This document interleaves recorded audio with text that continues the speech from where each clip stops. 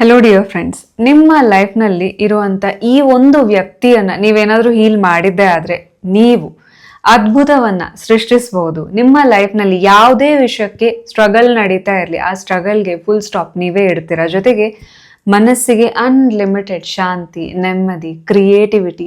So ಒಟ್ಟಾರೆ life ಅನ್ನೋದು easy ride ಆಗ್ತಾ ಹೋಗುತ್ತೆ. ಸೊ ನಮ್ಮೆಲ್ಲರಿಗೂ ಕೂಡ ಲೈಫ್ ಸ್ಮೂತ್ ಆಗಿದ್ರೆ, ಈಸಿ ಆಗಿದ್ರೆ ತುಂಬ ಇಷ್ಟ ಅಲ್ವಾ? ಸೊ ಎಸ್, ಸೊ ಹಾಗಾದರೆ ಈ ಒಂದು ವ್ಯಕ್ತಿಯನ್ನು ನೀವು ಹೀಲ್ ಮಾಡಲೇಬೇಕು.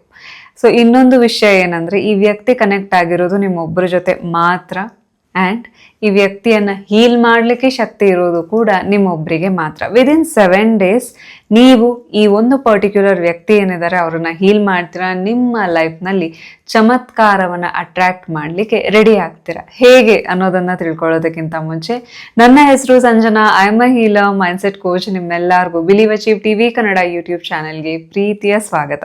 ನಿಮ್ಮೆಲ್ಲರ ಪ್ರೀತಿಗೆ, ಕಾನ್ಸ್ಟೆಂಟ್ ಸಪೋರ್ಟ್ಗೆ ತುಂಬ ಥ್ಯಾಂಕ್ಸ್. ಯಾರೆಲ್ಲ ಇನ್ನೂ ಸಬ್ಸ್ಕ್ರೈಬ್ ಆಗದೆ ವಿಡಿಯೋ ನೋಡ್ತಾ ಇದ್ರೆ ಈಗಲೇ ಸಬ್ಸ್ಕ್ರೈಬ್ ಮಾಡಿ, ಬೆಲ್ ಐಕನ್ ಕೂಡ ಪ್ರೆಸ್ ಮಾಡಿ. ಸೊ ಇವತ್ತಿನ ವಿಡಿಯೋ ಸ್ಟಾರ್ಟ್ ಮಾಡೋಣ. Let's get start. ಸೊ ಈ ಒಂದು ವ್ಯಕ್ತಿ ಅಥವಾ ಈ ಒಂದು ಎನರ್ಜಿಯನ್ನು ನಾವು ಹೀಲ್ ಮಾಡಿದ್ದೇ ಆದರೆ ವೆರಿ ನೆಕ್ಸ್ಟ್ ಮೊಮೆಂಟ್ ನಿಮಗೆ ಈಗ ಇಮೋಷ್ನಲ್ ವೂಂಡ್ಸ್ ಇರಲಿ, ಅಥವಾ ಈಗ ನಮ್ಮ ಮನ್ಸು ಭಾರ ಅನ್ಸೋದಾಗಿರ್ಬೋದು, ಒಂದು ರೀತಿ ಲೋ ಫೀಲ್ ಆಗುತ್ತಲ್ಲ, ಸೊ ಅವೆಲ್ಲವೂ ಮಾಯ ಆಗುತ್ತೆ. ಮತ್ತು ಇನ್ನು ಡಿಫ್ರೆಂಟ್ ಲೆವೆಲ್ ನೀವು ನಿಮ್ಮ ಲೈಫ್ನ ಲೀಡ್ ಮಾಡ್ತಾ ಹೋಗ್ತೀರ.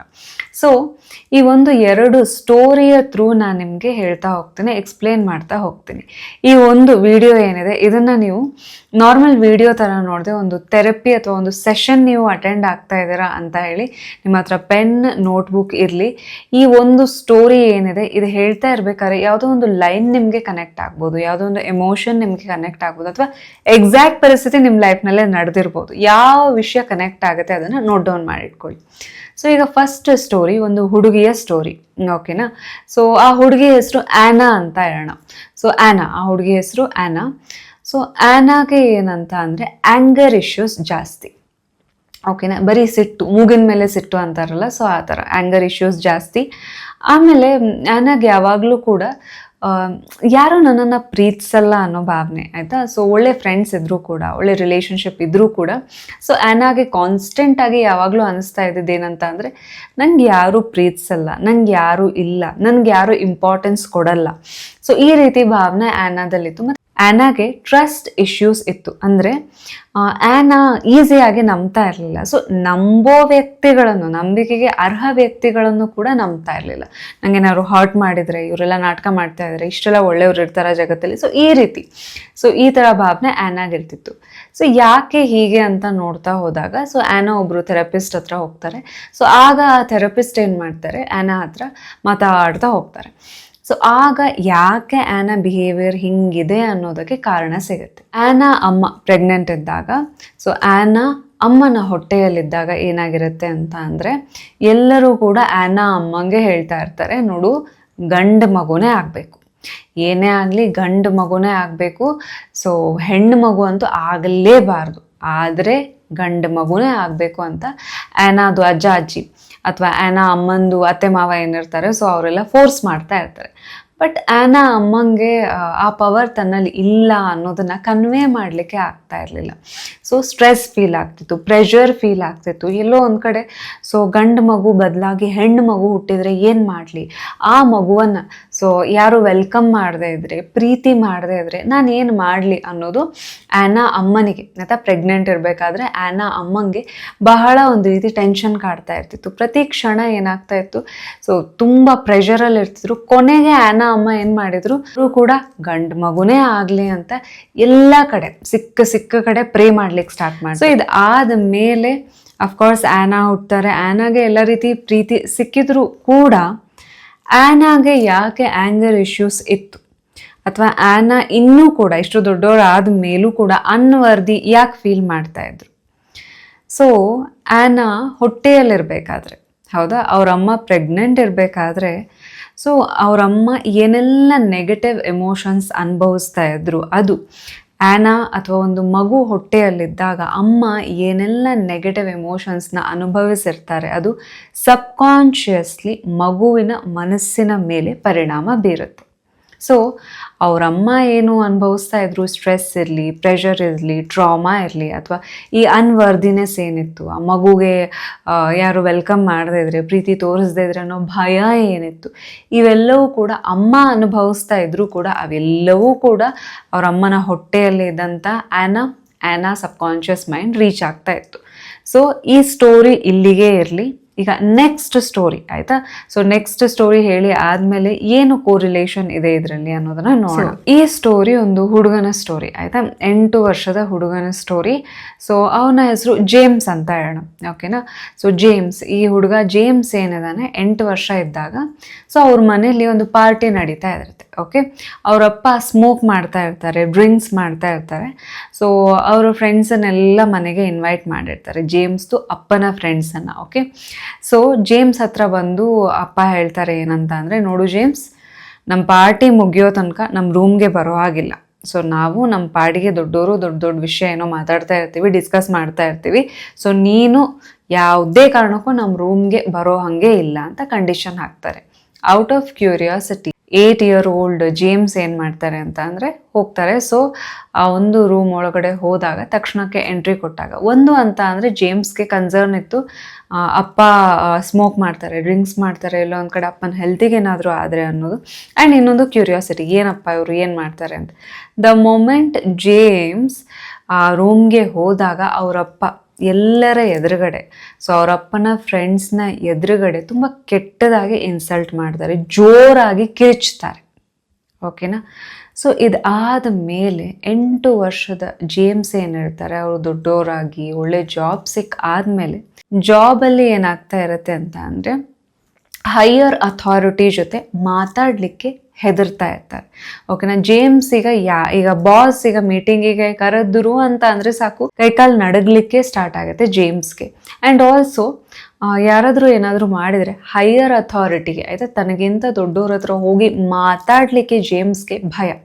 ಅಥವಾ ತನ್ನ ಕಣ್ಣೆದುರುಗಡೆನೆ ಯಾರು ತಪ್ಪು ಮಾಡ್ತಾ ಇದ್ರೆ ಅದು ತಪ್ಪು ಅಥವಾ ನೋ ಅಂತ ಹೇಳಲಿಕ್ಕೂ, ತನಗಿಂತ ದೊಡ್ಡವರಾಗಿರೋರು ಯಾರೇ ಬಂದು ಏನೇ ಹೇಳಿದ್ರು ಸುಮ್ಮನೆ ಮಾಡ್ತಿದ್ರು, ವಾಪಸ್ ಕ್ವೆಶ್ಚನ್ ಮಾಡಿದೆ. ಸೊ ಜೇಮ್ಸ್ ಈ ಥರ ಮಾಡ್ತಿದ್ರು, ಇದರಿಂದ ಲೈಫಲ್ಲಿ ಫ್ರಸ್ಟ್ರೇಟ್ ಆಗೋಗ್ಬಿಟ್ಟಿದ್ರು. ಸೊ ಈ ಎರಡು ನೀವು ಸ್ಟೋರಿ ಕೇಳಿದಾಗ ನಿಮಗೆ ಸ್ವಲ್ಪ ಹಿಂಟ್ ಸಿಕ್ಕಿರ್ಬೋದು, ನಾವಿವತ್ತು ಯಾರನ್ನ ಹೀಲ್ ಮಾಡಲಿಕ್ಕೆ ಹೊರಟಿದ್ದೀವಿ. ಅದು ಬೇರೆ ಯಾರೂ ಅಲ್ಲ, ನಮ್ಮ ಇನ್ನರ್ ಚೈಲ್ಡ್. ಈ ಇನ್ನರ್ ಚೈಲ್ಡ್ ಅನ್ನೋದೇನಿದೆ ನಮ್ಮ ಲೈಫ್ನ ಒಂದು ಪ್ರಮುಖ ಆಸ್ಪೆಕ್ಟ್. ಸೊ ಈ ಇನ್ನರ್ ಚೈಲ್ಡ್, ಈಗ ನೀವು ಆ್ಯನಾ ಸ್ಟೋರಿಯಲ್ಲಿ ನೋಡಿರ್ತೀರ, ಹೌದಾ. ಆ್ಯನಾ ಇನ್ನೂ ಹುಟ್ಟೇ ಇರಲಿಲ್ಲ, ಅಮ್ಮನ ಹೊಟ್ಟೆಯಲ್ಲಿರಬೇಕಾದ್ರೆ ಅಮ್ಮ ಏನೆಲ್ಲ ನೆಗೆಟಿವ್ ಎಮೋಷನ್ಸ್ನ ಅನುಭವಿಸಿದ್ರು ತಾನು ಸಬ್ಕಾನ್ಷಿಯಸ್ಲಿ ಗ್ರಾಸ್ಪ್ ಮಾಡಿದ್ದು ಅಥವಾ ಅಬ್ಸಾರ್ಬ್ ಮಾಡಿದ್ದು ಆಯಿತು. ಅದಾದಮೇಲೆ ಏನು, ದೊಡ್ಡವರಾದ ಮೇಲೂ ಕೂಡ ಸಬ್ಕಾನ್ಷಿಯಸ್ ಮೆಮರಿಯಲ್ಲೇ ಏನಿತ್ತು, ನನಗೆ ಯಾರೂ ಪ್ರೀತಿಸಲ್ಲ, ನನಗೆ ಯಾರೂ ಇಂಪಾರ್ಟೆನ್ಸ್ ಕೊಡಲ್ಲ. ಆ ಮಗು ಹುಟ್ಟೋಗಿಂತ ಮುಂಚೆನೇ ವಾತಾವರಣ ಹಂಗಿತ್ತು, ಅಮ್ಮ ಆ ಥರ ಫೀಲ್ ಮಾಡ್ತಾಯಿದ್ರು. ಆ್ಯಂಡ್ ಆ ಮಗುವಿನ ಮೇಲೆ ಏನಾಗ್ತಾ ಇತ್ತು, ಯಾರು ನನ್ನನ್ನು ಪ್ರೀತಿಸಲ್ಲ, ಯಾರೂ ಇಂಪಾರ್ಟೆನ್ಸ್ ಕೊಡಲ್ಲ, ಸೊ ಎಲ್ಲನೂ ಹಠ ಮಾಡೇ ಪಡಿಬೇಕು, ಯಾಕಂದರೆ ಯಾರಿಗೂ ನಾನು ಇಷ್ಟ ಇಲ್ಲ. ಸೊ ಇದೇ ಭಾವನೆಯನ್ನು ಆ್ಯನಾ ದೊಡ್ಡೋಳಾದ್ಮೇಲೂ ಕೂಡ ಕ್ಯಾರಿ ಮಾಡಿದರು. ಸೊ ಆಮೇಲೆ ಏನಾಯಿತು, ಸೊ ಇದು ಅಫ್ಕೋರ್ಸ್ ಅಲ್ಲ, ಈ ಥರ ಮೈಂಡ್ಸೆಟ್ ಇದ್ದರೆ ಒಳ್ಳೇದನ್ನು ಅಟ್ರ್ಯಾಕ್ಟ್ ಮಾಡಲಿಕ್ಕೂ ಸಾಧ್ಯ ಇಲ್ಲ. ಒಳ್ಳೇದು ಅಟ್ರ್ಯಾಕ್ಟ್ ಮಾಡಿದರೂ ಕೂಡ ಸೊ ಈ ಒಂದು ಸಬಾಟಾಜ್ ಮಾಡುವಂಥದ್ದು ಅಥವಾ ನೆಗೆಟಿವ್ ಆಗಿ ಯೋಚನೆ ಮಾಡುವಂಥ ಧೋರಣೆ ಏನಿರುತ್ತೆ ಅದರಿಂದ ಆ್ಯನಾನೇ ದೂರ ಸರಿಸ್ತಾರೆ. ಈಗ ಜೇಮ್ಸ್ ವಿಷಯಕ್ಕೆ ಬಂದರೆ, ಜೇಮ್ಸ್ಗೆ ಈಗ ಚಿಕ್ಕವರಿರ್ಬೇಕಾದ್ರೆ ಅಪ್ಪ ಬೈದಿದ್ದು ಆಯಿತಾ, ಅಪ್ಪ ಏನೋ ತಪ್ಪು ಮಾಡ್ಲಿಕ್ಕೆ ಹೋದಾಗ ಜೇಮ್ಸ್ ಕ್ವೆಶ್ಚನ್ ಮಾಡಿದಾಗ ಅಥವಾ ಅಟ್ಲೀಸ್ಟ್ ಜೇಮ್ಸ್ ನೋಡಲಿಕ್ಕೆ ಹೋದಾಗ, ಕ್ಯೂರಿಯಾಸಿಟಿಯಿಂದ ಕೇರಿಂದ ನೋಡಲಿಕ್ಕೆ ಹೋದಾಗ ಅಪ್ಪ ವಾಪಸ್ ಹರ್ಟ್ ಮಾಡಿದ್ದು, 8 ವರ್ಷ ಇರಬೇಕಾದ್ರೆ ಹರ್ಟ್ ಮಾಡಿದ್ದು ಆ ವ್ಯಕ್ತಿ ದೊಡ್ಡವರಾಗಿ ಕೆಲಸ ತಗೊಂಡಾದ್ಮೇಲೂ ಕೂಡ ಹೈಯರ್ ಅಥಾರಿಟಿ ಅಂದರೆ ಕೈಕಾಲು ನಡ್ಗೋದು. ಸೊ ಜೇಮ್ಸ್ ಹಾಗಾದರೆ ಯಾರನ್ನು ನೋಡಿ ಹೆದರ್ಕೊಳ್ತಾ ಇದ್ದಾರೆ, ಅವರು ಹೈಯರ್ ಅಥಾರಿಟಿ ಅಥವಾ ಬಾಸನ್ನು ನೋಡಿ ಅಲ್ಲ. ಜೇಮ್ಸ್ ಹೆದರ್ಕೊಳ್ತಾನೆ ಇಲ್ಲ, ಬದಲಾಗಿ ಯಾರು ಹೆದರ್ಕೊಳ್ತಾ ಇರೋದು, ಜೇಮ್ಸ್ನ ಇನ್ನರ್ ಚೈಲ್ಡ್. ಸೊ ಜೇಮ್ಸ್ನ ಇನ್ನರ್ ಚೈಲ್ಡ್ಗೆ ತನಗಿಂತ ದೊಡ್ಡವರು ಯಾರೇ ಆಗಿದ್ರು ಕೂಡ ಅವ್ರನ್ನ ಯಾರ ಜೊತೆ ಕನೆಕ್ಟ್ ಮಾಡ್ಕೊಳ್ಳುತ್ತೆ, ಅಪ್ಪ. ಅವತ್ತು ಬೈದಿದ್ದಂಥ ಹೊಡೆದಿದ್ದಂಥ ಅಪ್ಪ ನೆನಪಾಗ್ತಾರೆ. ಸೊ ಆ ರೀತಿ ಹೆದರ್ಕೊಂಡು ಒಂದು ರೀತಿ ಉಸಿರು ಕಟ್ಸ್ಕೊಂಡಿರೋ ಥರ ಜೇಮ್ಸ್ ಇರಬೇಕಾಗುತ್ತೆ, ಡೆಫಿನೆಟ್ಲಿ ಅಲ್ವಾ. ಸೊ ಈ ರೀತಿ ಮೈಂಡ್ಸೆಟ್ಟಲ್ಲಿದ್ದರೆ ಅಗೇನ್ ನೋ ಅನ್ಲಿಕ್ಕೆ ಸಾಧ್ಯ ಇಲ್ಲ, ಬೌಂಡ್ರೀಸ್ ಇರಲ್ಲ. ಆ್ಯಂಡ್ ಕಂಪ್ಲೀಟ್ ಆಗಿ ಆ ಒಂದು ವ್ಯಕ್ತಿಯ ಜೇಮ್ಸ್ ರೀತಿ ಮೈಂಡ್ಸೆಟ್ ಇದ್ದಾಗ ಏನು ಪ್ರೋಗ್ರೆಸ್ ಕಾಣ್ಲಿಕ್ಕೆ ಸಾಧ್ಯ ಅಥವಾ ಹೇಗೆ ಮುಂದುವರಿಲಿಕ್ಕೆ ಸಾಧ್ಯ, ಧೈರ್ಯನೇ ಇರಲ್ಲ, ಹೌದಾ? ಸೊ ಈಗ ಹಾಗಾದರೆ ಹೇಳಿ, ಈ ಎರಡು ಒಂದು ಇನ್ಸಿಡೆಂಟಲ್ಲಿ ಎಕ್ಸಾಂಪಲಲ್ಲಿ ನಮ್ಮ ಇನ್ನರ್ ಚೈಲ್ಡ್ ಎಷ್ಟು ಸೂಕ್ಷ್ಮ ಇರುತ್ತೆ ಆ್ಯಂಡ್ ಅದನ್ನು ಹೀಲ್ ಮಾಡಲೇಬೇಕಾಗಿರುವಂಥ ಅವಶ್ಯಕತೆ ಬಗ್ಗೆ ಗೊತ್ತಾಗುತ್ತೆ. ಬಿಕಾಸ್ ಚಿಕ್ಕ ವಯಸ್ಸಲ್ಲಿ, ಸೊ ನಿಮ್ಮ ಚೈಲ್ಡ್ಹುಡಲ್ಲೂ ಕೂಡ ಎಷ್ಟೋ ಇನ್ಸಿಡೆಂಟ್ ಈ ಥರದ್ದು ಆಗೋಗಿರುತ್ತೆ, ಗೊತ್ತೇ ಇಲ್ದಂಗೆ ಈಗಲೂ ಕೂಡ ಆ ಇನ್ಸಿಡೆಂಟ್ ಅಥವಾ ಆ ಇನ್ಸಿಡೆಂಟಿಂದ ಆಗಿರುವಂತಹ ಆ ಇಮೋಷನ್ಸ್ ಏನಿರುತ್ತೆ ಅದು ಇನ್ನೂ ಕೂಡ ನಿಮ್ಮನ್ನು ಕಾಡ್ತಾ ಇರುತ್ತೆ. And there is solution. ಹಾಗಾದರೆ ಈಗ ನಾವೇನು ಮಾಡ್ಬೋದು? ನಮ್ಮ ಇನ್ನರ್ ಚೈಲ್ಡ್ ಅನ್ನೋದೇನಿದೆ ಅದು ತುಂಬ ಇಂಪಾರ್ಟೆಂಟ್ ಆಸ್ಪೆಕ್ಟ್. ಆ ಇನ್ನರ್ ಚೈಲ್ಡ್ ಯಾವಾಗ ಸೇಫ್ ಫೀಲ್ ಆಗುತ್ತೋ, ಲಿಟ್ರಲಿ ನಮ್ಮ ಇನ್ನರ್ ಚೈಲ್ಡ್ ಯೂನಿವರ್ಸಿಗೆ ಹತ್ತಿರ ಇರುತ್ತಂತೆ. ಸೊ ನಮ್ಗೆ ಏನೇ ಸಿಗಬೇಕಾದ್ರೂ ನಮ್ಮ ಇನ್ನರ್ ಚೈಲ್ಡ್ನ ಥ್ರೂ ಪಾಸ್ ಆಗಿ ನಮಗೆ ಬರುತ್ತೆ, ಅಥವಾ ನಮಗೇನೇ ಬೇಕಾದರೂ ಕೂಡ ನಮ್ಮ ವಿಶ್ ನಮ್ಮ ಇನ್ನರ್ ಚೈಲ್ಡಿಗೆ ತಲುಪಿ ಆಮೇಲೆ ಯೂನಿವರ್ಸ್ ಹತ್ರ ತಲುಪಿಸುತ್ತಂತೆ. ಈಗ ನಮ್ಮ ಇನ್ನರ್ ಚೈಲ್ಡಿಗೆ ಮೈ ತುಂಬ ಗಾಯ ಇದ್ದಾಗ ನೀವು ಆಡೋ ಮಾತು ಕೇಳುತ್ತಾ? ಸೊ ಆದಷ್ಟು ನಿಮ್ಮನ್ನು ಓವರ್ ಪ್ರೊಟೆಕ್ಟ್ ಮಾಡ್ಲಿಕ್ಕೆ ನೋಡುತ್ತೆ, ಗ್ರೋತಿಂದ ಅಫ್ಕೋರ್ಸ್ ಹೆದರ್ಕೊಳ್ಳುತ್ತೆ, ನಿಮ್ಮನ್ನು ಮುಂದೆ ಹೋಗ್ಲಿಕ್ಕೆ ಬಿಡಲ್ಲ. ಯಾವ್ದು ಕಾರಣದಿಂದ? ಭಯದಿಂದ. ಒನ್ಸ್ ಆ ಮಗುಗೆ, ನಮ್ಮ ಇನ್ನರ್ ಚೈಲ್ಡಿಗೆ ನಾವು ಸೇಫ್ ಲವ್ ಫೀಲ್ ಮಾಡಿಸಿದ್ವಿ ಅಂತ ಅಂದರೆ, ಸಪೋರ್ಟ್ ಕೊಟ್ವಿ ಅಂತ ಅಂದರೆ, ಯೂನಿವರ್ಸ್ಗೆ ತುಂಬ ಹತ್ತಿರ ಇರುವಂತಹ ಇನ್ನರ್ ಚೈಲ್ಡ್ ಎಷ್ಟು ನಿಮಗೆ ಬ್ಲೆಸ್ ಮಾಡ್ತಾ ಹೋಗುತ್ತೆ ಅಂತ ಅಂದರೆ, ನಿಮ್ಮ ಲೈಫ್ನಲ್ಲಿ ನೀವು ಏನೇ ಮ್ಯಾನಿಫೆಸ್ಟ್ ಮಾಡಬೇಕಾದ್ರೂ ಸ್ಟ್ರಗಲ್ ಮಾಯ ಆಗುತ್ತೆ, ಈಸ್ ಆ್ಯಂಡ್ ಫ್ಲೋ ಸಿಗ್ತಾ ಹೋಗುತ್ತೆ, ಬಹಳ ಈಸಿಯಾಗಿ ನೀವು ನಿಮ್ಮ ಲೈಫ್ನಲ್ಲಿ ಖುಷಿಯಿಂದ ಇರಲಿಕ್ಕಾಗತ್ತೆ. ಸೊ ಹಾಗಾದರೆ ಈ ಇನ್ನರ್ ಚೈಲ್ಡ್, ನಮ್ಮ ಇನ್ನರ್ ಚೈಲ್ಡ್ನ ಹೀಲ್ ಮಾಡೋದಾದರೂ ಹೇಗೆ? 7 days ಚಾಲೆಂಜ್ ಇದು. ಸೊ ಈ 7 days ಒಂದೊಂದು ದಿನ ಒಂದೊಂದು ಎಕ್ಸಸೈಸ್ ಇರುತ್ತೆ, ಬಿಟ್ಟು ಬಿಡ್ದಂಗೆ 7 days ನೀವು ಕಂಟಿನ್ಯೂ ಮಾಡಿದ್ದೇ ಆದರೆ at the end of 7 day ನಿಮ್ಮಲ್ಲಿ ಒಂದು ರೀತಿಯ ಹೊಸ ಚೈತನ್ಯ ಮೂಡುತ್ತೆ. ಜೊತೆಗೆ ಆ ಸ್ಟ್ರಗಲ್ ಇರಲಿ, ಆ ಸ್ಟ್ರೆಸ್ ಇರಲಿ, ಆಂಗ್ಸೈಟಿ ಇರಲಿ, ಅಥವಾ ನಿಮ್ಗೆ ಈಗ ಯಾವುದೇ ಒಂದು ವಿಷಯಕ್ಕೆ ಕನ್ಫ್ಯೂಷನ್ ಇದೆ, ಕ್ಲಾರಿಟಿ ಇಲ್ಲ ಅಂತ ಅಂದ್ರೂ ಆ ಕ್ಲಾರಿಟಿ ಸಿಕ್ತು. ನಮ್ಮ ಇನ್ನರ್ ಚೈಲ್ಡ್ ಹೀಲ್ ಮಾಡೋದು ರಾಕೆಟ್ ಸೈನ್ಸ್ ಅಲ್ಲ, ಬದಲಾಗೇನು 7 days ಅಲ್ಲಿ ಸಿಂಪಲ್ ಸ್ಟೆಪ್ಸಲ್ಲಿ ನಿಮ್ಮ ಇನ್ನರ್ ಚೈಲ್ಡ್ನ ನೀವು ಹೀಲ್ ಮಾಡ್ಬೋದು. ಸೊ ಐ ಹೋಪ್ ನಿಮ್ಮೆಲ್ಲರ ಹತ್ರ ಪೆನ್ ಪೇಪರ್ ಇದೆ ಅಂತ ಅಂದ್ಕೊಂಡಿದ್ದೀನಿ. ಸೊ ಡೇ 1 ನೀವು ಏನು ಮಾಡಬೇಕು ಅಂತ ಅಂದರೆ, ನಿಮ್ಮ ಚೈಲ್ಡ್ಹುಡ್ ಫೋಟೋ, ಸೊ ನೀವು ಚಿಕ್ಕವ್ರು ಇರಬೇಕಾದ್ರೆ ಒಂದು ಹಳೆಯ ಫೋಟೋ ಅಥವಾ ನಿಮ್ಮ ಚೈಲ್ಡ್ಹುಡ್ ಮೆಮರಿಯನ್ನು ನೆನಪು ಮಾಡುವಂಥ ಒಂದು ಫೋಟೋ ನಿಮ್ಮ ಹತ್ರ ಇರಬೇಕು. ಆ ಫೋಟೋನ ನೋಡಿ ಈ ಕ್ವೆಶನ್ಸ್ಗೆ ನೀವು ಆನ್ಸರ್ ಬರೀತಾ ಹೋಗಬೇಕು. ಸೊ ಈ ಒಂದು ಜರ್ನಲಿಂಗ್ ನೀವು ಮಾಡಬೇಕು. ಸೊ ಈ ಎಲ್ಲ ಕ್ವೆಶನ್ಸ್ನ ಕೇಳಿ, ಅಂದರೆ ಕ್ವೆಶನ್ಸ್ನ ಬರೀಬೇಕು, ಅದರ ಕೆಳಗಡೆ ಆನ್ಸರ್ ಬರೀಬೇಕು. ಒಟ್ಟಾರೆ ಈ ಫೋಟೋ ಸುತ್ತ, ಯಾರ ಹತ್ರ ಈಗ ಫೋಟೋ ಇಲ್ಲ, ಡೋಂಟ್ ವರಿ, ನೀವು ಕಣ್ಣು ಮುಚ್ಕೊಂಡಾಗ ನಿಮಗೆ ಚೈಲ್ಡ್ಹುಡ್ನ ಯಾವ ಮೆಮರಿ ನೆನಪಾಗುತ್ತೆ ಆ ಮೆಮರಿಯನ್ನು ನೆನಪಿಸ್ಕೊಳ್ಳಿ. ಎಕ್ಸಾಕ್ಟ್ಲಿ ಈ ಎಲ್ಲ ಕ್ವೆಶನ್ಸ್ಗೆ ಆನ್ಸರ್ ಬರೀತಾ ಹೋಗಿ. ಇದರಿಂದ ಏನಾಗುತ್ತೆ ಅಂತ ಅಂದರೆ, ಎಕ್ಸಾಕ್ಟ್ಲಿ ನಿಮ್ಮ ಇನ್ನರ್ ಚೈಲ್ಡ್ ಮನಸ್ಸಲ್ಲಿ ಏನು ನಡೀತಾ ಇದೆ ಅನ್ನೋದಕ್ಕೆ ಒಂದು ಚಿಕ್ಕ ಹಿಂಟ್ ನಿಮಗೆ ಸಿಗ್ತಾ ಹೋಗುತ್ತೆ. ಆ್ಯಂಡ್ ಆಲ್ಸೋ ಸಲ ನಿಮ್ಮ ಲೈಫ್ನಲ್ಲಿ ರೈಟ್ ನಾವು ಆಗ್ತಾ ಇರುವಂಥ ಸ್ಟ್ರಗಲ್ಸ್ಗೂ ಆ ಇನ್ಸಿಡೆಂಟ್ಗೂ ಅಥವಾ ಏನೋ ಒಂದು ಲಿಂಕ್ ಇರುತ್ತೆ. ಸೊ ಅದೇನು ನಿಮಗೆ ಗೊತ್ತಾಗ್ತಾ ಹೋಗುತ್ತೆ.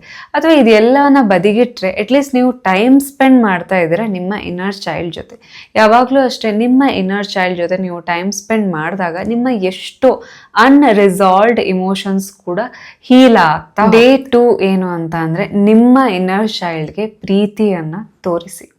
ಸೊ ಅಶ್ಯೂರ್ ಮಾಡಿ, ನಂಬಿಕೆ ತರಿಸಿ. ಅದಕ್ಕೆ ಏನಂತ ಅಂದರೆ, ನೀವು ನಿಮ್ಮ ಇನ್ನರ್ ಚೈಲ್ಡ್ಗೆ ನೀವು ಅದ್ರ ಟುವರ್ಡ್ಸ್ ತುಂಬ ಪ್ರೌಡ್ ಆಗಿದ್ದೀರಾ, ನಿಮಗೆ ಅದ್ರ ಬಗ್ಗೆ ಹೆಮ್ಮೆ ಇದೆ, ಎಷ್ಟು ನಿಮಗೆ ಪ್ರೇಸ್ ಮಾಡಲಿಕ್ಕಾಗತ್ತೆ ನೀವು ಅದನ್ನು ಪ್ರೇಸ್ ಮಾಡ್ಬೋದು, ಬರೀಬಹುದು.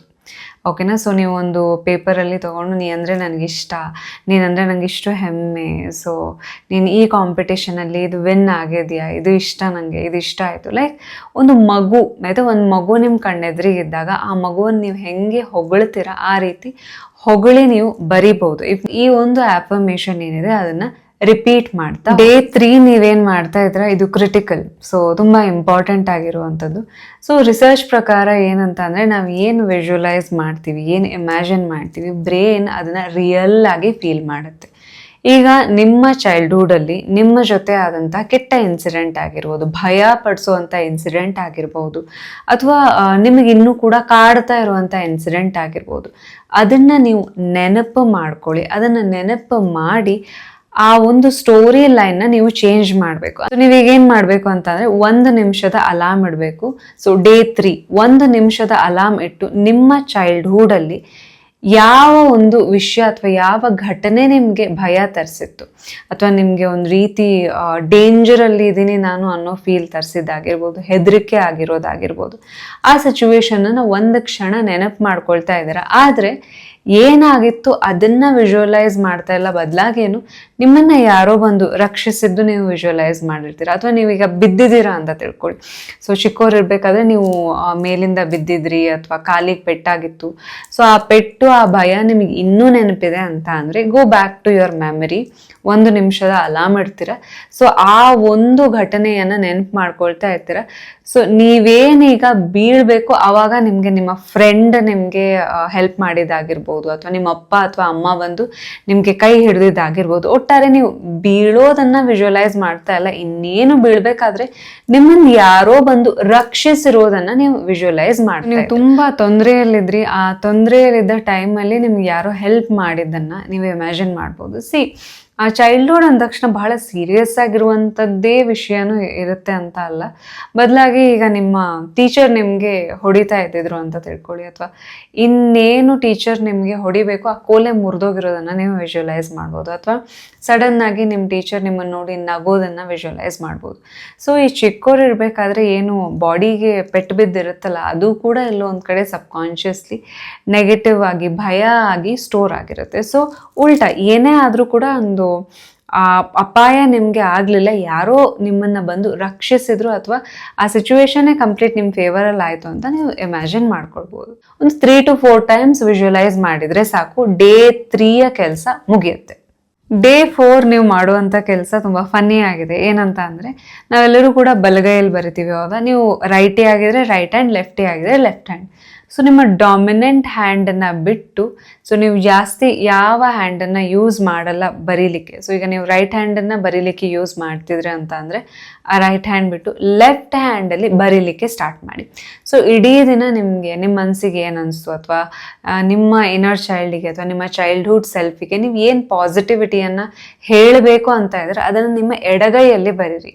ಅಫ್ಕೋರ್ಸ್ ಹ್ಯಾಂಡ್ ರೈಟಿಂಗ್ ಚೆನ್ನಾಗಾಗಲ್ಲ, ಆ್ಯಂಡ್ ಆ ಹ್ಯಾಂಡ್ ರೈಟಿಂಗ್ ನೋಡಿದಾಗ ನಿಮಗೆ ತಕ್ಷಣಕ್ಕೆ ನಿಮ್ಗೆ ಯಾವುದೋ ಒಂದು ಚಿಕ್ಕ ಮಗು ಬರ್ದಂಗಿದೆ ಅಂತ ಅನ್ಸುತ್ತೆ. ಅಂದರೆ ನಿಮ್ಮ ಇನ್ನರ್ ಚೈಲ್ಡ್ ಜೊತೆ ಆ ಒಂದು ಹ್ಯಾಂಡ್ ರೈಟಿಂಗ್ ತುಂಬ ಕನೆಕ್ಟ್ ಆಗಿ. ಡೇ 5 ಏನು ಮಾಡಬೇಕು ಅಂತ ಅಂದರೆ, ನಿಮ್ಮ ಇನ್ನರ್ ಚೈಲ್ಡ್ನ ಬಿಲೀಫ್ನ ಚೇಂಜ್ ಮಾಡಬೇಕು. ಈಗ ಫಾರ್ ಎಕ್ಸಾಂಪಲ್ ಚಿಕ್ಕವರಿದ್ದಾಗ ಮಾರ್ಕ್ಸ್ ಕಮ್ಮಿ ಬಂದಾಗ ನೀನು ಯಾವುದಕ್ಕೂ ಪ್ರಯೋಜನ ಇಲ್ಲ, you are weak, if you are a silent kid ಅಂತ ಅಂದರೆ ನಿಂಗೆ ಮಾತೇ ಬರಲ್ಲ, ಧೈರ್ಯನೇ ಇಲ್ಲ. ಸೊ ಈ ರೀತಿ ಆಯಿತಾ ನಿಮ್ಮ ಸುತ್ತಮುತ್ತ ಇರೋರು ಹೇಳಿದ್ದಾಗಿರ್ಬೋದು. ಅದನ್ನೇ ನೀವು ಮನಸ್ಸಿನಲ್ಲಿ ಇಟ್ಕೊಂಡು I am weak, I am not good enough. So ಈ ಎಲ್ಲ ನೆಗೆಟಿವ್ ಬಿಲೀಫ್ಸ್ ಏನಿದೆ ನಮ್ಮ ಸಬ್ಕಾನ್ಷಿಯಸ್ ಮೈಂಡ್ ಅಥವಾ ನಮ್ಮ ಇನ್ನರ್ ಚೈಲ್ಡಲ್ಲಿ ಹೋಗಿ ಕೂತಿರುತ್ತೆ. ಆ್ಯಂಡ್ ಅದೆಲ್ಲೋ ಒಂದು ಕಡೆ ಈಗಲೂ ಕೂಡ ನಮ್ಮನ್ನು ಕಾಡ್ತಾ ಇರುತ್ತೆ. ಸೊ ಈಗ ನೀವೇನು ಮಾಡ್ಬೋದು ಅಂತ ಅಂದರೆ, ಅಗೇನ್ ನೀವು ಕನ್ನಡಿ ಮುಂದೆ ಹೋಗಿ ನಿಂತ್ಕೊಂಡು, ಡೇ 5 ಕನ್ನಡಿ ಮುಂದೆ ಹೋಗಿ ನಿಂತ್ಕೊಂಡು ಈ ಅಫರ್ಮೇಷನ್ನ ನೀವು ರಿಪೀಟ್ ಮಾಡ್ಬೋದು. So I am strong, I am smart. So ನಾನು ತುಂಬ ಸ್ಟ್ರಾಂಗ್ ಆಗಿದ್ದೀನಿ, ನಾನು ಸ್ಮಾರ್ಟ್ ಆಗಿದ್ದೀನಿ. ಐ ಡೋಂಟ್ ಗಿವ್ ಅಪ್, ನಾನು ಈಸಿಯಾಗಿ ಸೋಲನ್ನು ಒಪ್ಕೊಳ್ಳಲ್ಲ. I am allowed to dream, ನಾನು ಕನಸನ್ನು ಕಾಣಲಿಕ್ಕೆ ನನ್ನ ಇನ್ನರ್ ಚೈಲ್ಡ್ಗೆ ಪರ್ಮಿಷನ್ ಕೊಡ್ತೀನಿ. ಸೊ ಈ ರೀತಿಯಲ್ಲೇ ನಿಮ್ಗೆ ಏನೆಲ್ಲ ನೆಗೆಟಿವ್ ಭಾವನೆ ಇತ್ತು, ನಾನು ಚೆನ್ನಾಗಿಲ್ಲ, ನಾನು ದಪ್ಪ ಇದ್ದೀನಿ, ನಾನು ಸಣ್ಣ ಇದ್ದೀನಿ, ಸೊ ಈ ಎಲ್ಲ ನೆಗೆಟಿವ್ ಭಾವನೆ ನಿಮ್ಮ ಚಿಕ್ಕವ್ರು ಇರ್ಬೇಕಾದ್ರೆ ಏನಿತ್ತು ಅದ್ರ ಉಲ್ಟಾ ಮಾತಾಡಿ, ಪಾಸಿಟಿವ್ ಆಗಿ ಮಾತಾಡಿ. ನಾನು ಚೆನ್ನಾಗಿದ್ದೀನಿ, I am good, I am confident, I am positive energy. So ಈ ರೀತಿ ಓಕೆ, ನಿಮ್ಮ ಚೈಲ್ಡ್ಹುಡ್ ಬಿಲೀಫ್ ಏನಿತ್ತು ಅದನ್ನು ಒಂದು ಸೈಡ್ ಬರೀರಿ, ಅದರ ಎಕ್ಸಾಕ್ಟ್ ಉಲ್ಟಾ ಸ್ಟೇಟ್ಮೆಂಟ್ ಡೇ 5 ನೀವು ಕನ್ನಡಿ ಮುಂದೆ ಹೋಗಿ ನಿಂತು ರಿಪೀಟ್ ಮಾಡ್ತಾ ಇದ್ದೀರಾ. Give suggestion to your inner child. So 6ನೇ ದಿನ ನೀವು ಮಾಡಬೇಕಾಗಿರೋದು ಏನಂತ ಅಂದರೆ, ಈಗ ನಿಮ್ಮ ಕಣ್ಣು ಮುಂದೆ ಒಂದು ಚಿಕ್ಕ ಮಗು ಓಡಿ ಬಂತು ಅಂತ ತಿಳ್ಕೊಳ್ಳಿ. ನಂಗೆ ಅಪ್ಪ ಪ್ರೀತಿ ಮಾಡಲ್ಲ, ಅಮ್ಮ ಹೊಡಿತಾರೆ, ನನ್ನ ಟೀಚರ್ಸ್ ಹಂಗೆ ಮಾಡ್ತಾರೆ, ಹಿಂಗೆ ಮಾಡ್ತಾರೆ, ಈ ರೀತಿ ಆ ಮಗು ಕಂಪ್ಲೇನ್ ಹೇಳ್ತಾ ಇದ್ರೆ ಆ ಮಗುವನ್ನು ನೀವು ಹೆಂಗೆ ಸಮಾಧಾನ ಮಾಡ್ತೀರಾ? ಎಕ್ಸಾಕ್ಟ್ಲಿ ನಿಮ್ಮ ಇನ್ನರ್ ಚೈಲ್ಡನ್ನು ಕೂಡ ನೀವು ಅದೇ ರೀತಿ ಸಮಾಧಾನದ ಒಂದು ಲೆಟರ್ ಬರಿಬೇಕು. ಫಾರ್ ಎಕ್ಸಾಂಪಲ್ 2 ಕಾಲಮ್, ಇದನ್ನು ಲೆಟರು ಬರಿಬೋದು ಅಥವಾ ಕಾಲಮ್ ವೈಸು ಮಾಡ್ಬೋದು ನೀವು. ಸೊ ಕಾಲಮ್ ವೈಸ್ ಮಾಡಿದರೆ ಇನ್ನೂ ಈಸಿಯಾಗಿ ನಿಮಗೆ ಅರ್ಥ ಆಗುತ್ತೆ. ಸೊ ಒಂದು ಕಾಲಮಲ್ಲಿ ನೀವು ಚಿಕ್ಕವರು ಇರಬೇಕಾದ್ರೆ ನಿಮ್ಮ ಅಪ್ಪನ ಬಗ್ಗೆ, ಅಮ್ಮನ ಬಗ್ಗೆ ಅಥವಾ ನಿಮ್ಮ ಟೀಚರ್ಸ್ ಬಗ್ಗೆ ಏನೆಲ್ಲ ಕಂಪ್ಲೇಂಟ್ ಇತ್ತು ನಿಮಗೆ, ಸೊ ಟೀಚರ್ ಪಾರ್ಶಾಲಿಟಿ ಮಾಡ್ತಾರೆ, ನನಗೆ ಸಪೋರ್ಟ್ ಮಾಡಲ್ಲ ಅಥವಾ ಅಮ್ಮ ಸಪೋರ್ಟ್ ಮಾಡಲ್ಲ ನನಗೆ. ಸೊ ಈ ರೀತಿ ಒಂದು ಭಾವನೆ ಇದ್ರೆ ಅದನ್ನ ಒಂದು ಕಾಲಮಲ್ಲಿ ಬರೀರಿ. ಆದರೆ ಎಕ್ಸಾಕ್ಟ್ ಅಪೋಸಿಟ್ ನೀವು ಈ ರೀತಿ ಬರೀಬೋದು. ಈಗ ಒಂದು ಮಗು ನಿಮ್ಮ ಹತ್ರ ಬಂದು ಹೇಳ್ತಾ ಇದೆ, ಅಮ್ಮ ನಂಗೆ ಪ್ರೀತಿ ಮಾಡಲ್ಲ, ಅಪ್ಪ ನಂಗೆ ಪ್ರೀತಿ ಮಾಡಲ್ಲ, ಹಾಗೆ ಹಿಂಗೆ ಅಂತ. ಆ ಮಗುಗೆ ನೀವು ಹೆಂಗೆ ಸಮಾಧಾನ ಪಡಿಸ್ತೀರ? ನೋಡು, ನೀ ಅಂದ್ಕೊಂಡಿರೋದು ತಪ್ಪಿರ್ಬೋದು. ಅಮ್ಮ ಬ್ಯುಸಿ ಇರ್ತಾರೆ, ಅದಕ್ಕೋಸ್ಕರ ನಿನ್ನ ಹತ್ರ ಜಾಸ್ತಿ ಮಾತಾಡಿರ್ಲಿಕ್ಕಿಲ್ಲ, ಅಥವಾ ಟೀಚರ್ಸ್ಗೆ ನೀನು ಜಾಸ್ತಿ ಮಾರ್ಕ್ಸ್ ತೆಗಿಬೇಕು ಅಂತ ಹೀಗೆ ಮಾಡಿರ್ಬೋದು. ಆ ರೀತಿ ಒಟ್ಟಾರೆ ನಿಮ್ಮ ನೆಗೆಟಿವ್ ಭಾವನೆ ಏನಿತ್ತು, ಒಂದು ಮಗುಗೆ ಹೆಂಗೆ ನೀವು ಸಮಾಧಾನ ಮಾಡ್ತೀರಾ ಅದೇ ರೀತಿ ನೀವು ಸಮಾಧಾನದ ಒಂದೊಂದು ಲೈನ್ ಬರೀ. ಡೇ 7 ಏನಿದೆ, ಈ ಒಂದು ಆಕ್ಟಿವಿಟಿ, ಡೇ 7ನಲ್ಲಿ ನೀವೇನು ಆಕ್ಟಿವಿಟಿ ಮಾಡ್ತಾ ಇದ್ದೀರಾ ಅದನ್ನು ನೀವು ಸ್ವಲ್ಪ ಟೈಮ್ ತನಕ ಕಂಟಿನ್ಯೂ ಮಾಡಬೇಕು. ಅದೇ ನಿಮ್ಮ ಹಾಬೀಸ್. ಸೊ ನಿಮ್ಮ ಲೈಫ್ನಲ್ಲಿ ಈಗ ನಿಮಗೆ ಪೇಂಟಿಂಗ್ ಇಷ್ಟ ಆದರೆ ಪೇಂಟಿಂಗ್ ಆ ಹಾಬಿಯನ್ನು ನೀವು ವಾಪಸ್ಸಾಗಿ ನಿಮ್ಮ ಲೈಫ್ಗೆ ತೊಗೊಂಬರ್ಬೋದು. ಅಥವಾ ಸ್ಟೋರಿ ಬುಕ್ ಓದೋ ಹ್ಯಾಬಿಟ್ ಇದ್ರೆ, ಈಗ ನಿಮಗೆ ನಾನು ತುಂಬ ದೊಡ್ಡವನಾಗಿದ್ದೀನಿ ಈಗೆಲ್ಲ ನಾನು ಕಾಮಿಕ್ ಓದಲ್ಲ ಅಂತ ಬಾಯ್ ಇರುತ್ತೆ. ಸೊ ಒಂದು ಕಾಮಿಕ್ ತೊಗೊಂಬಂದು ಓದಲಿಕ್ಕೆ ಸ್ಟಾರ್ಟ್ ಮಾಡಿ. ಅಥವಾ ನಿಮಗೆ ಬೇರೆ ಈಗ ಸಿಂಗಿಂಗ್, ಡ್ಯಾನ್ಸಿಂಗ್, ಸೊ ಈ ರೀತಿಯ ಹ್ಯಾಬಿಟ್ ಅಥವಾ ಈ ರೀತಿಯ ಹಾಬಿ ನಿಮಗೆ ಚಿಕ್ಕ ವಯಸ್ಸಲ್ಲಿ ಇತ್ತು ಅಂತ ಅಂದರೆ ಬ್ರಿಂಗ್ ಬ್ಯಾಕ್ ದೋಸ್ ಹಾಬೀಸ್. ಆ ಹಾಬೀಸ್ನ ಮತ್ತೆ ಕರಿತಾನೆ. ಅದ್ರ ಜೊತೆ ಆ ಹಾಬೀಸ್ ಜೊತೆ ನೀವು ಎಷ್ಟು ಟೈಮ್ ಸ್ಪೆಂಡ್ ಮಾಡ್ತೀರಾ ನೆನಪಿಡಿ, ನಿಮ್ಮ ಲೈಫ್ನಲ್ಲಿ ಈಸಿ ಸ್ಟಾರ್ಟ್ ಆಗ್ತಾ ಹೋಗುತ್ತೆ. ಫಾರ್ ಎಕ್ಸಾಂಪಲ್, ಈಗ ನೀವು ಫಿನಾನ್ಷಿಯಲ್ ಲೈಫಲ್ಲಿ ಭಾಳ ಸ್ಟ್ರಗಲ್ ಮಾಡ್ತಾ ಇದ್ದೀರಾ ಅಂತ ಅಂದರೆ ಒಂದು ನಿಮ್ಮ ಚೈಲ್ಡ್ಹುಡ್ ಹಾಬಿಯನ್ನು ವಾಪಸ್ ತನ್ನಿ. ನೋಡಿಬೇಕಾದ್ರೆ ನಿಮ್ಮ ಇನ್ನರ್ ಚೈಲ್ಡ್ ಖುಷಿ ಆದರೆ ಎಷ್ಟು ನಿಮಗೆ ಅಮೇಝಿಂಗ್ಲಿ ಹೆಲ್ಪ್ ಮಾಡುತ್ತೆ ಅಂತ ಅಂದರೆ ಎಲ್ಲ ರೀತಿಯಲ್ಲೂ, ಹೆಲ್ತ್ ವೈಸ್ ಇರಲಿ, ರಿಲೇಷನ್ಶಿಪ್ ವೈಸ್ ಇರಲಿ. ಕೆಲವೊಂದ್ಸಲ ರಿಲೇಷನ್ಶಿಪ್ಪಲ್ಲಿ ಟ್ರಬಲ್ ಅನಿಸುತ್ತೆ, ಹೌದಾ, somewhere you feel over secured ಅನಿಸುತ್ತೆ.